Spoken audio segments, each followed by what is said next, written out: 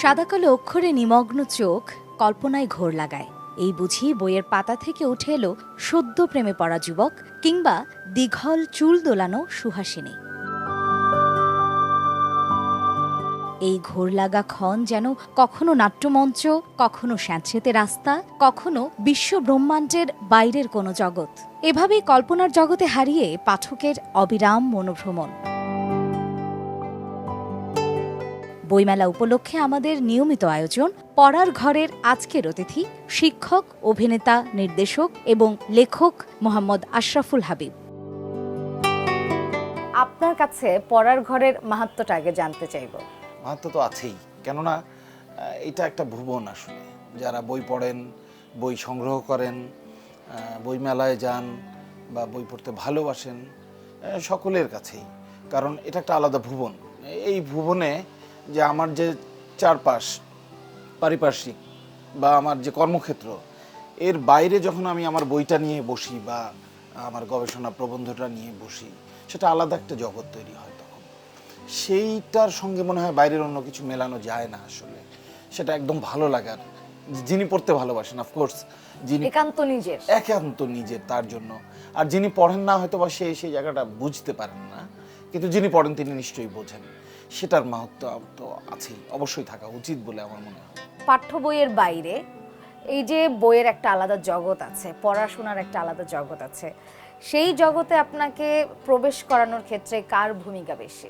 বাবা উৎসাহ দিতেন, উনি নিজে পড়তেন এবং বই এনে দিতেন পড়ার জন্য, বিভিন্ন বই। আর একটা সময় গিয়ে যখন এই উপন্যাসগুলো পড়ি তখন বাবা আনতেন না, তার আগে 8, 9, 10-এ যে বইগুলো বিখ্যাত, পড়া উচিত বলে মনে হয় ওই ধরনের বই এনে দিতেন। কিন্তু যখন উপন্যাস পড়া শুরু করেছি বিভিন্ন রকম, তখন নিজের পছন্দেই পড়তাম। পরবর্তীতে আমি বলবো আসলে আমার শিক্ষকদের জায়গা দেব, কেননা শিক্ষকরাই যখন কোনো বইয়ের রেফারেন্স দিয়েছেন, বইয়ের কথা বলেছেন বা অমুক বইয়ের থেকে উদাহরণ দিয়েছেন, বলেছেন যে এটা পড়নি কেন, ওটা পড়ো, তখন আসলে আগ্রহটা বেড়েছে। এক এক করে বেড়েছে আসলে আগ্রহগুলো। আপনার জীবনে বা আপনার কাছে এই যে পড়ার ঘরের যে বিবর্তনটা হয়েছে, সেই গল্পটা একটু শুনবো।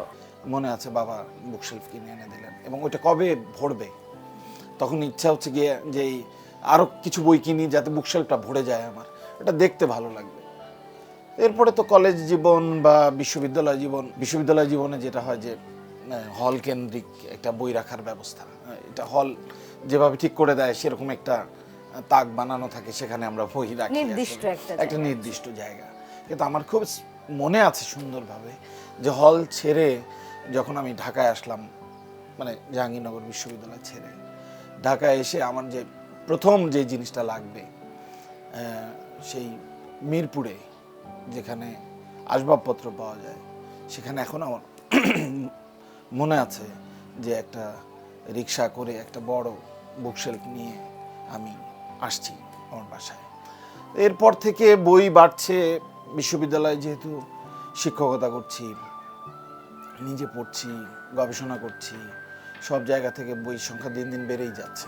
এখন আমার ওই যে মার্ক টোয়েনের সেই কথাটা মনে পড়ে যে বই তো পাওয়া যায়, শেলফ তো কেউ দেয় না, তো শেলফ কিনতে হবে, শেলফ বাড়াতে হবে। কিছুদিন আগেও কথা বলছিলাম যে আরও একটা শেলফ লাগবে।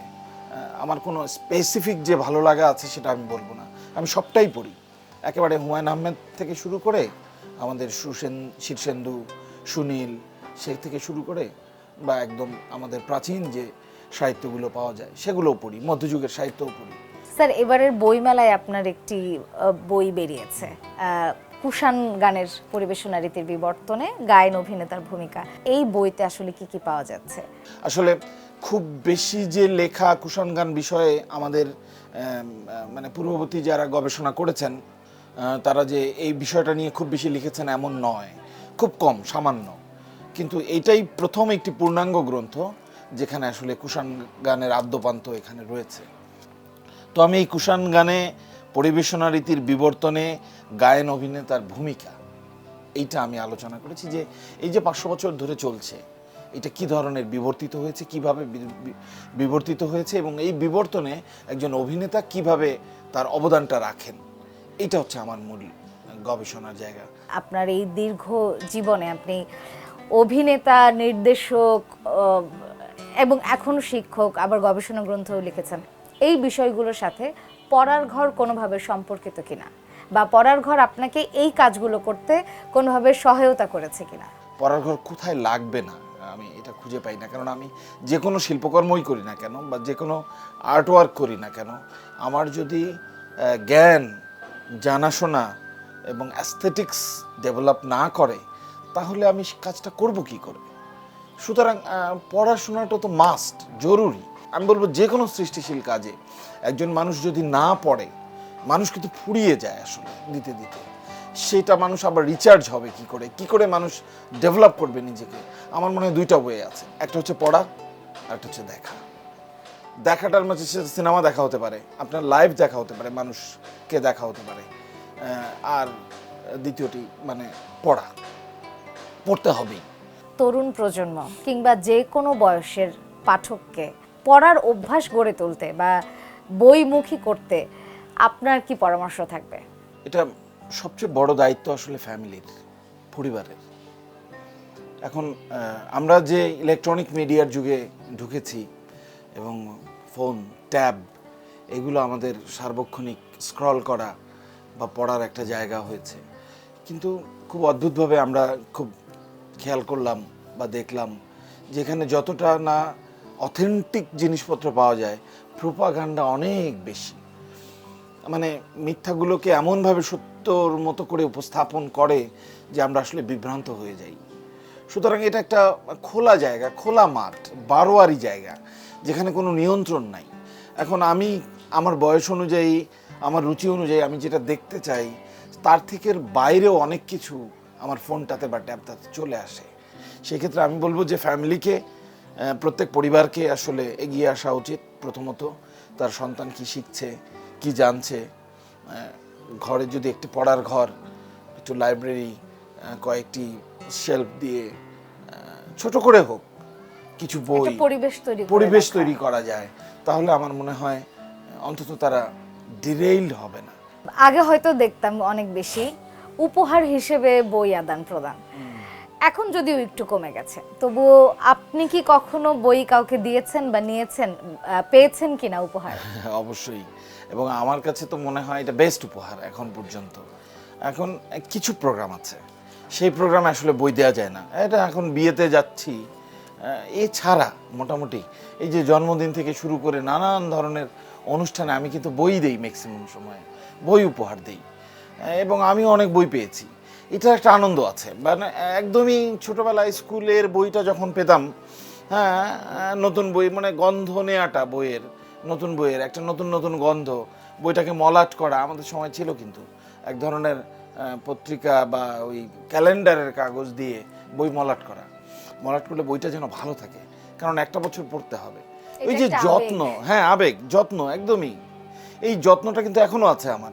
মানে আমি তো বলি, সেদিন কাকে জানি বললাম, যা ধরুন যে ও একটা বই দিল যার কিছু কিছু অংশ ছেঁড়া, পড়তে দিল আমাকে, বইটা নিয়ে না আমার কাছে মনে হয় যে প্রথমে আগে এটাকে ঠিক করি। তো ওই অংশটা একটু আঠা দিলাম, এখানে একটু জোড়া দিলাম, এখানে একটু স্কচ টেপ করে দিলাম, বইটা একটু দেখতে সুন্দর হলো, এখন পড়তে বসি। এরকম ব্যাপারটা কিন্তু আমার মধ্যে আছে সবসময়, এই খুটখাট করে বইটাকে ঠিক করা।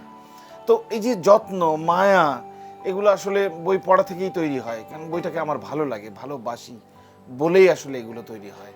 যে ভালোবাসে না তার কাছে মনে হবে না নিশ্চয়ই যেটাকে আরেকটু ঠিক করি বা এই করি। সেরকম উপহারের ক্ষেত্রে আমার মনে হয় যে এটা বেস্ট, এবং আমি অনেক অনেক বই পেয়েছি এবং তার থেকে বোধহয় বেশি দিয়েছি। আপনাকে অসংখ্য ধন্যবাদ স্যার। আমাদের বিশেষ আয়োজন পড়ার ঘরে, আপনার পড়ার ঘরে এসে আমাদের খুবই ভালো লেগেছে। এত সুন্দর গোছানো পড়ার ঘর, এর মধ্যে ঢুকেই মনে হয় যেন আমিও একটা বই নিয়ে পড়তে বসে যাই। এটাই আমি চেয়েছি, কেউ এসে যদি মনে করে যে এখানে একটা বই হাতে নিয়ে পড়ে ফেলা যায়। অনেক বই আমার এখানে যারা আসেন তারা কিন্তু বই নিয়ে পড়েন, কেউ কেউ নিয়ে যান, নিয়ে গেলে আমি একটু সেই ক্ষেত্রে একটু মনে রাখার চেষ্টা করি, কারণ বই ফেরত যেন পাওয়া যায়। কারণ আমি যেহেতু এদেরকে ভালোবাসি, বই ভালোবাসি, বই ফেরত যেন পাওয়া যায় সেটা স্মরণ করিয়ে দেই, কিন্তু আমি বই পড়তে দিই। অসংখ্য ধন্যবাদ স্যার, আপনার পড়ার ঘরে এসে খুবই ভালো লেগেছে। আর আপনি যে আমাদেরকে আজকে আপনার মূল্যবান সময় থেকে একটু গল্প করার সময় দিয়েছেন, সেজন্য আপনাকে অনেক কৃতজ্ঞতা। তোমাকে অনেক অনেক অনেক ধন্যবাদ।